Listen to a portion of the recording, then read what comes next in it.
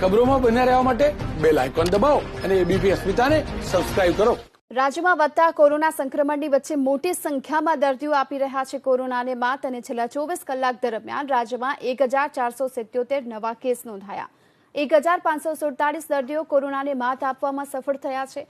24 કલાક દરમિયાન નવા જે કેસ નોંધાયા તેમાં 848 કેસ મહાનગરપાલિકા વિસ્તારમાં નોંધાયા છે અને સૌથી વધુ અમદાવાદ શહેરમાં 311, સુરતમાં 214, વડોદરામાં 140, રાજકોટમાં 94, જામનગરમાં 30, ભાવનગર શહેરમાં 14, જૂનાગઢ શહેરમાં 15, ગાંધીનગર શહેરમાં 30 નવા કેસ નોંધાયા। જિલ્લાની વાત કરીએ તો અમદાવાદ જિલ્લામાં 21, સુરત જિલ્લામાં 50, વડોદરા જિલ્લામાં 41, રાજકોટ જિલ્લામાં 66, જામનગર જિલ્લામાં 6, ભાવનગર જિલ્લામાં 5, જૂનાગઢ જિલ્લામાં 7, ગાંધીનગર જિલ્લામાં 34, અમરેલીમાં 28, સુરેન્દ્રનગરમાં 12, બોટાદમાં 2, કચ્છમાં 23, મોરબીમાં 21, ગીર સોમનાથમાં 7, પોરબંદરમાં 2, દેવભૂમિ દ્વારકામાં 4 કેસ નોંધાયા છે।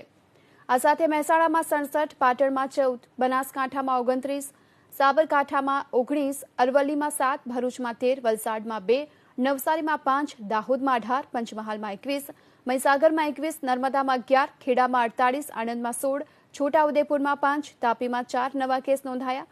રાજ્યમાં હવે કુલ પોઝિટિવ કેસની સંખ્યા વધી 2,11,000ને પાર પહોંચી ચૂકી છે।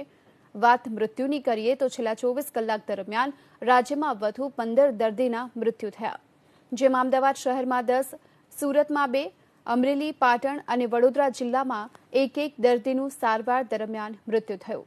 રાજ્યમાં હવે કોરોનાના કારણે કુલ મૃત્યુ આંક 4,000ને પાર પહોંચી ચૂક્યો છે।